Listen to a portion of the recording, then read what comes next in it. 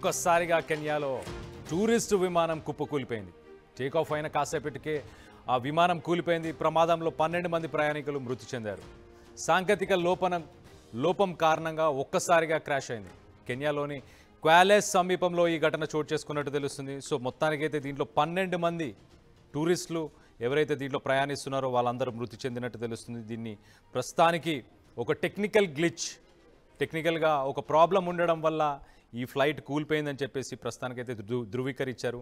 ఈ ప్లేన్లో ఎక్కువ శాతం టూరిస్టులు తిరుగుతుంటారు. కెన్యాకు సంబంధించి మసాయి మారా అలాగే మంబోసా ఇవన్నీ ఒక నేషనల్ పార్క్స్. అక్కడ ఎక్కువ శాతం వన్యజీవులను చూడడానికి అక్కడికి చాలామంది టూరిస్టులు వెళ్తుంటారు. అలాంటి టూరిస్టులు ప్రయాణిస్తున్న ఒక ఫ్లైట్ ఒక్కసారిగా కుప్పకూలిపోయింది. టెక్నికల్ ఇష్యూ అలాగే కొంత విజిబిలిటీ ఇష్యూస్ వల్ల ఇది కూలిపోయినట్టు తెలుస్తుంది. కెనియా సివిల్ ఏవియేషన్ అథారిటీ కూడా కన్ఫర్మ్ చేసే ప్రయత్నం చేస్తుంది.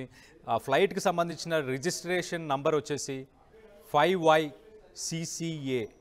అది డియానీ నుంచి కిచ్వా టెంబో అనే ఒక ప్రాంతానికి ప్రయాణిస్తున్న సమయంలో ప్రస్తుతానికి అది ఒక్కసారిగా కుప్పకూలిపోయినట్టు తెలుస్తుంది.